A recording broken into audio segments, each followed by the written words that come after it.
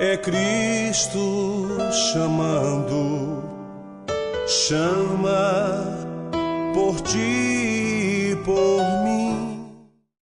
Olá, telespectador do Opção para a Vida. Estamos juntos nesta manhã de segunda-feira, hoje 21 de janeiro.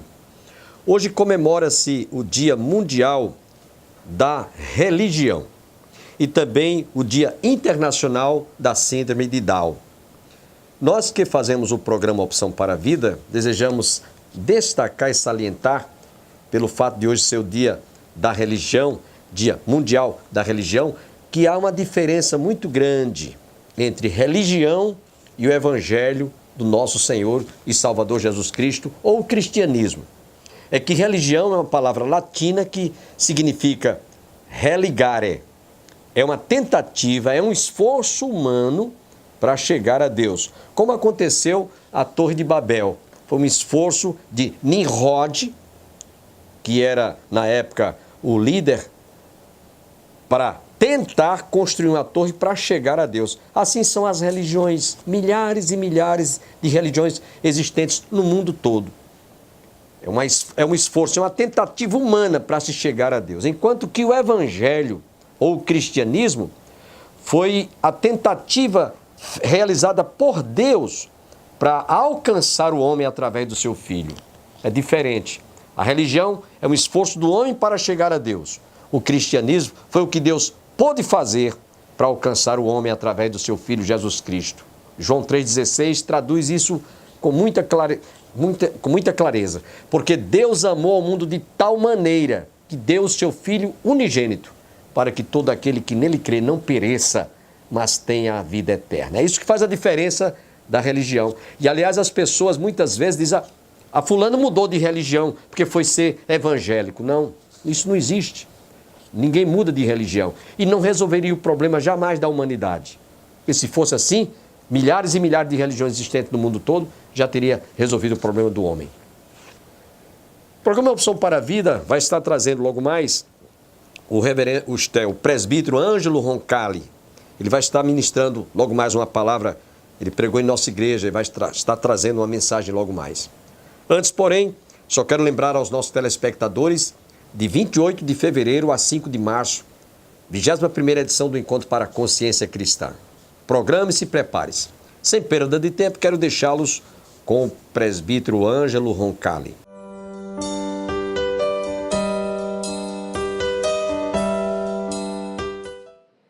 Então você vai abrir a sua Bíblia no Evangelho de Marcos. Evangelho de Marcos, capítulo 5. Evangelho de Marcos, capítulo 5, a partir do versículo 21. Estaremos lendo do 21 ao 24, depois do 35 ao 43. Tem como epígrafe aí o pedido de Jairo.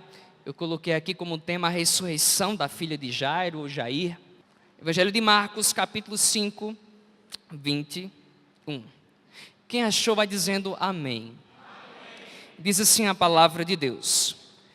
Tendo Jesus voltado no barco para o outro lado, afluiu para ele grande multidão, e ele estava junto do mar. Eis que se chegou a ele um dos principais da sinagoga, chamado Jairo, e vendo, prostrou-se aos seus pés, e insistentemente lhe suplicou: minha filha ou filhinha está à morte, vem, impõe as mãos sobre ela, para que ela seja salva e viverá. O versículo 24 diz: Jesus foi com ele. O versículo 35 diz assim: falava ele ainda, quando chegaram alguns da casa do chefe da sinagoga, a quem disseram: tua filha já morreu, por que ainda incomodas o mestre? Mas Jesus, sem acudir a tais palavras, disse ao chefe da sinagoga: não temas, crê somente. Contudo, não permitiu que alguém o acompanhasse, senão Pedro e os irmãos Tiago e João. Chegando à casa, do chefe da sinagoga, viu Jesus o alvoroço, e os que choravam e os que pranteavam muito. Ao entrar, lhes disse: por que estáis em alvoroço e chorais? A criança não está morta, mas dorme. E riam-se dele. Tendo ele, porém, mandado sair a todos, tomou o pai e a mãe da criança e os que vieram com ele, e entrou onde ela estava. Tomando-a pela mão, disse: Talitá, ou Talita, como alguns dizem, Talitá cumi, que quer dizer: menina, eu te mando, levanta-te. Imediatamente a menina se levantou e pôs-se a andar, pois tinha 12 anos. Então ficaram todos sobremaneira admirados. Mas Jesus ordenou-lhes expressadamente que ninguém o soubesse, e mandou que dessem de comer à menina. Voltemos para o versículo 21. O texto diz: tendo Jesus voltado no barco para o outro lado, afluiu para ele grande multidão, e ele estava junto do mar. Jesus Cristo estava atravessando, o mar da Galileia. Ele tinha acabado de voltar da cidade, da região dos Gadarenos. E quando Jesus Cristo chega naquela região específica, como nós acabamos de ler, a Bíblia diz que uma grande multidão havia lá. Várias pessoas estavam esperando Jesus Cristo. Várias pessoas estavam naquela expectativa de que quando Jesus Cristo chegasse naquela localidade, algo diferente Jesus Cristo ia fazer no meio daquele povo. O texto é claro quando diz: uma grande multidão estava esperando por Jesus. Queridos, as multidões seguiam a Jesus. Nem todos, mas a maioria seguia Jesus Cristo porque entendia que Jesus Cristo era o Messias. Jesus Cristo era o enviado de Deus. Jesus Cristo era aquele que Deus tinha enviado ao mundo para curar, para salvar, para libertar e para transformar as vidas daqueles que buscam a face de Jesus. E aquelas pessoas estavam nesta dependência, nessa expectativa. O versículo 22 diz: e eis que se chegou a ele, a Jesus Cristo, um dos principais da sinagoga, chamado Jairo, ou Jair. E o texto diz: e vendo, prostrou-se aos seus pés. E eu fiquei pensando, por quê? Diante de toda aquela multidão, a Bíblia faz questão de estar agora nos mostrando, nos apresentando, melhor dizendo, um homem por nome de Jairo, e diz que ele era o quê? Um dos principais da sinagoga. Diante de toda aquela multidão, alguém foi ilustrado de uma forma mais excelente, segundo o texto sagrado. E eu fui pesquisar para entender um pouco de quem era Jairo. Fui olhar o contexto histórico, como era a sua vida. Quem era Jairo? Havia uma grande multidão. E por que a Bíblia destaca, melhor dizendo, esta pessoa chamada Jairo, e diz que ele era um chefe, um dos principais da sinagoga? Pois bem, irmãos, Jairo era o chefe da sinagoga, como eu já falei. Entre as suas atribuições estava a presidência da Assembleia, interpretar a lei, decidir sobre questões legais, administrar a justiça, abençoar os casamentos e decretar os divórcios. A direção do culto na sinagoga era presidida por ele, por Jairo. Ele tinha que ler as escrituras sagradas, ele tinha que pregar as escrituras sagradas. Geralmente apenas uma pessoa ocupava essa posição em cada sinagoga, tornando-se alguém influente em sua comunidade. Então logo nós entendemos, pelo que eu acabei de ler, que Jairo era uma pessoa especial segundo a cultura judaica. Ele era um sacerdote, era um homem influente, era um homem de prestígio. E se nós formos olhar direitinho, segundo o contexto histórico, nem todos os judeus aceitavam Jesus Cristo como Messias, e principalmente os que eram da sinagoga, e principalmente aqueles que faziam parte do sinédrio. Ora, um homem como esse, da alta sociedade, agora chegar diante de todos e se prostrar diante de um Jesus que a maioria dos seus colegas condenava, tem algo de especial nessa história. Jairo era um homem respeitado, Jairo era um homem culto, Jairo era um homem inteligente, com boa formação acadêmica e, detalhe, religiosa. Mas quando Jesus desceu do barco e a multidão festejava o seu retorno, o semblante de Jairo não era de alegria. Ele demonstrava um misto de tristeza e esperança. E qual era o problema de Jairo? Sua filha de 12 anos estava à beira da morte. Queridos, quando eu enxergo esse contexto da vida de Jairo, eu começo a entender que em nossas vidas, nós podemos até ter um intelecto alto, ter muito conhecimento, mas vai ter situações e problemas que você passa, que a nossa inteligência, que o nosso intelecto não vai dar condições de resolver aquilo. Quando eu olho para a vida de Jairo e vejo que é um homem acadêmico, e vejo que era um homem religioso,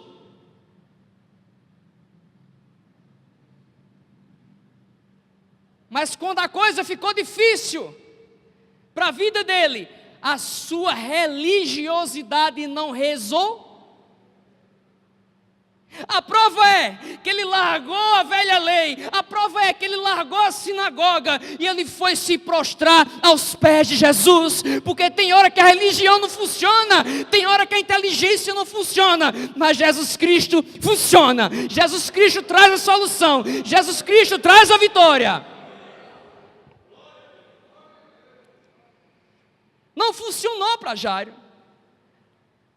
não funcionou. O que funcionou para Jairo foi Jesus.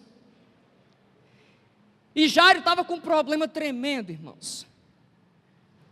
A Bíblia diz que ele tinha uma filha de 12 anos que estava enferma, moribunda, prestes a morrer.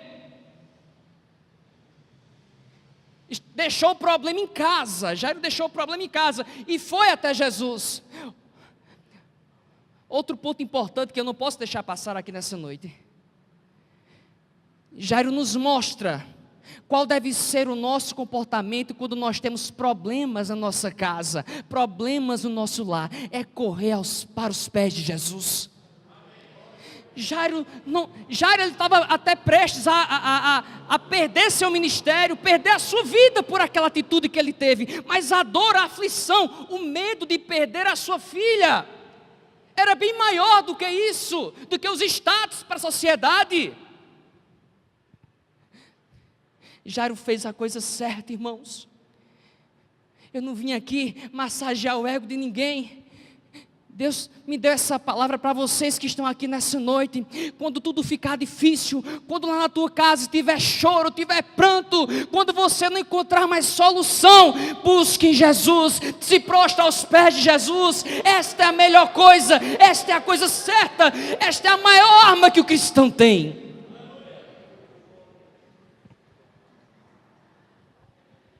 Sua filha de 12 anos estava à beira da morte. Jairo foi em busca de Jesus, porque ele precisava de socorro para a sua vida. Jairo viu em Jesus um socorro para aquela situação complicada. Na vida de Jairo, a situação foge do curso natural da vida. A doença era algo muito grave. A sua filha ia piorando, piorando e piorando e piorando. Jairo foi em busca de socorro. Jairo entendeu que o curso natural da vida estava fora do controle. Jairo vivia sobre a sombra da morte de sua única filha. Se ele era um sacerdote. E o texto diz que era sua única filha. Logo nós entendemos que Jairo teve a sua filha, foi pai, melhor dizendo, na sua velhice. Irmãos, eu sou pai da Dabne, a maioria aqui conhece. E eu sei que tem papai e mamãe aqui de vários filhos. Você quer ver alguém aperreado? Você quer ver alguém aperreada? É quando vê os filhos doentes, passando por dificuldades. Aí se coloca agora no lugar de Jairo. Ai meu Deus, a minha filha vai morrer. Ai meu Deus, a minha filha vai morrer. Tudo que eu faço nada dá certo. Ai meu Deus, a minha filha vai morrer. Nós poderíamos fazer uma aplicação, não é?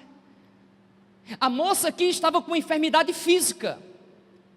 Mas talvez você veio aqui para a casa de Deus nessa noite e você deixou alguém enfermo espiritualmente na tua casa. Talvez você chegou na casa de Deus aqui nesta noite e você deixou alguém já morto ou morta espiritualmente na tua casa. Ei, deixa eu te dar uma mensagem de Deus. Alegra o teu coração. Você veio ao local certo. Você veio clamar ao Deus certo. E se prepara, porque a vida vai chegar lá.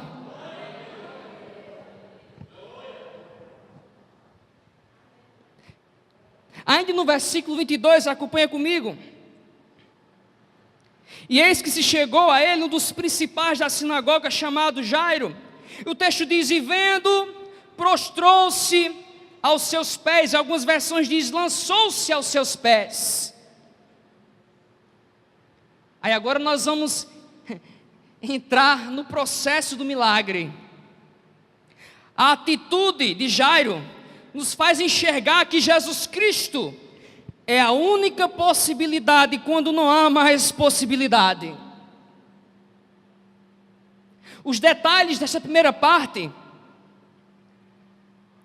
são muito importantes para que a gente entenda algumas coisas. Que Jairo, mesmo sendo alguém de prestígio, mesmo sendo alguém conhecido de todos,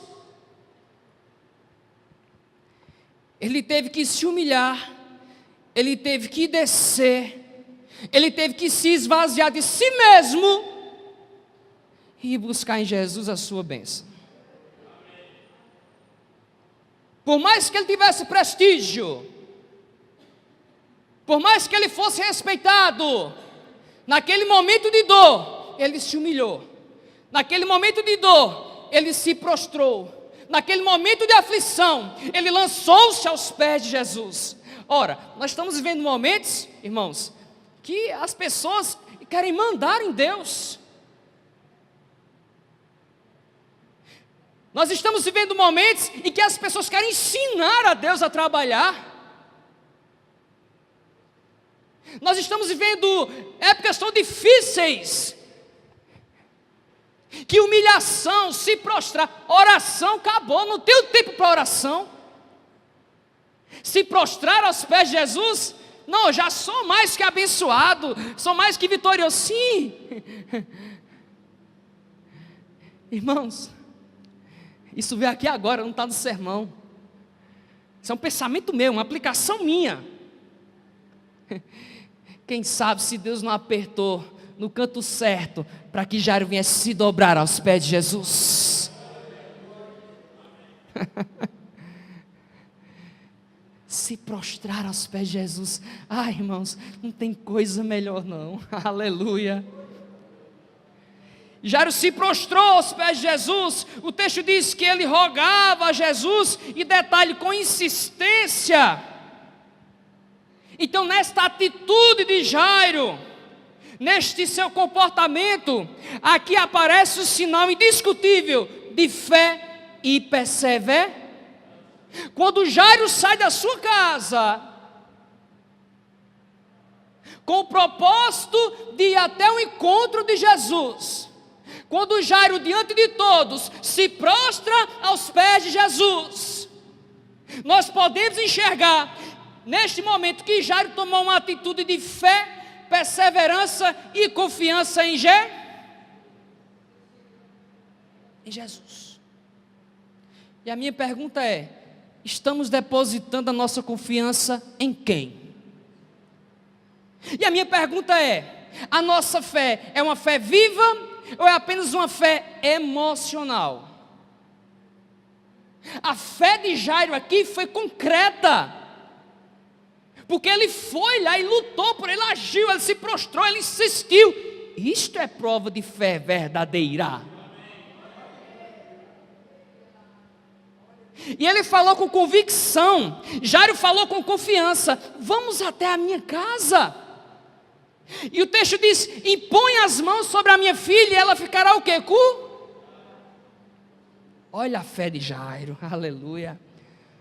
Olha a convicção de Jairo, aleluia. Meus irmãos e minhas irmãs, esta deve ser a nossa fé. Que onde Jesus Cristo for e colocar as suas mãos, o milagre, a ressurreição vai acontecer. Você não está servindo a um Deus morto. Você não está servindo a um Deus que não escuta, que não enxerga. Não, pelo contrário. Ele te enxerga. Jesus Cristo, Ele te entende. Ele sonda o teu coração. Ele sabe tuas limitações, tuas fortalezas, tuas fraquezas. Ele conhece a tua dor. Ele sabe como sarar, Ele sabe como curar, Ele sabe como ferir, porque Ele é o nosso Criador. E temos que ter essa fé viva, que Ele tem o controle de tudo. E quando Ele chega para dar a vida. Número 2, o versículo 24 diz assim, acompanha comigo: Jesus foi com ele. Jesus atendeu a oração de Jairo, Ele atende a nossa também. E o texto diz: Jesus foi com ele. Aí eu coloquei aqui, o percurso de Jesus e Jairo até chegar à sua. Olha para mim. Deixa nada tirar a tua atenção. Jesus Cristo atendeu a oração de Jairo. E ele foi para a casa de Jairo, mas teve um percurso para chegar lá. E aconteceu algumas coisas interessantíssimas nesse percurso. Primeiro,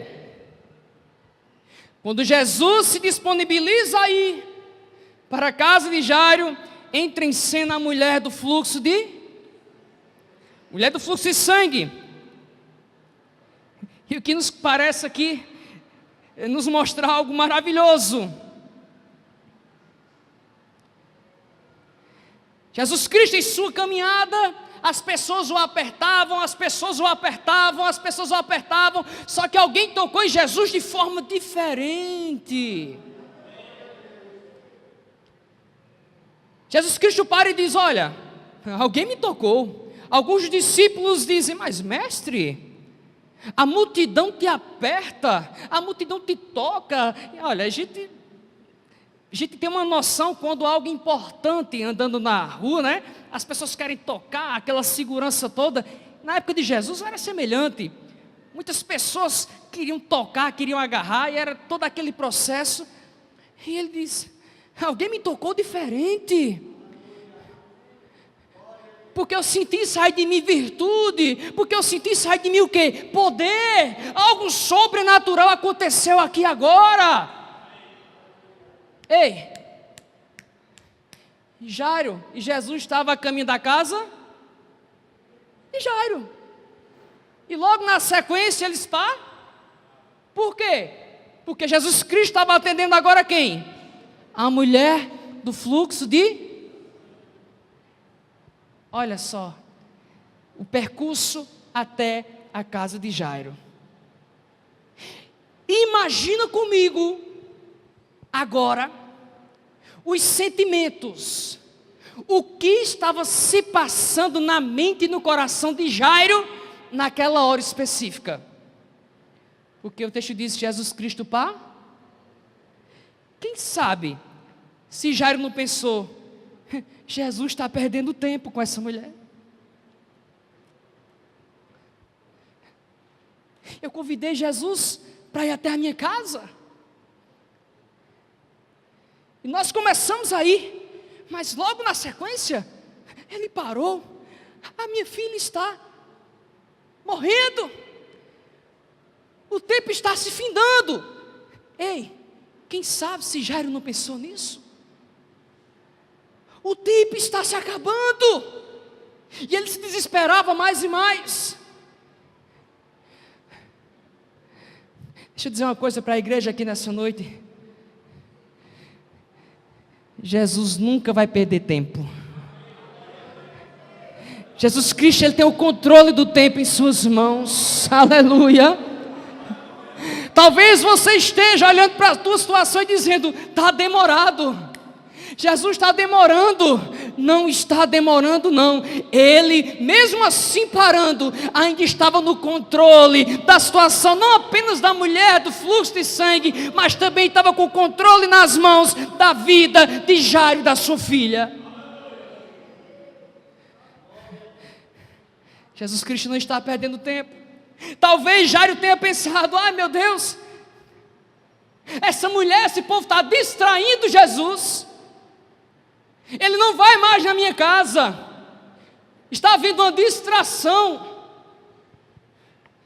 Eu quero dizer para você que se Jesus te prometeu algo, que se Jesus disse que ia realizar algo na tua vida, Ele não vai se esquecer, Ele não vai ser distraído. No momento e na hora certa, Ele vai chegar.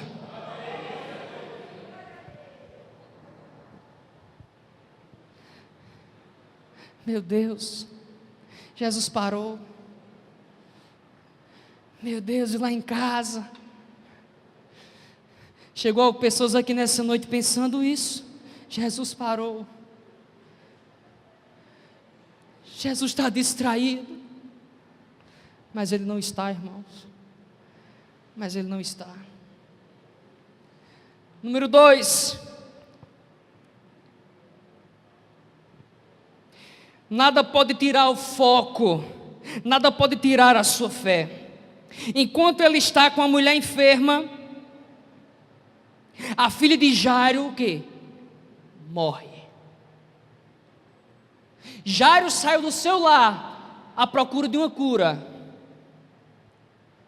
E no trajeto, quando Jesus Cristo para curar a mulher do fluxo de sangue, chegam agora os mensageiros e a sua filha morreu. Falava ele ainda, quando chegaram alguns da casa do chefe da sinagoga, a quem lhe disseram, a tua filha já morreu, porque ainda incomodas o mestre. Em outras palavras, chegaram para Jairo e disseram, olha, acabou, não tem mais jeito. Que todos tenham um dia abençoado e até o nosso próximo programa, se Deus quiser.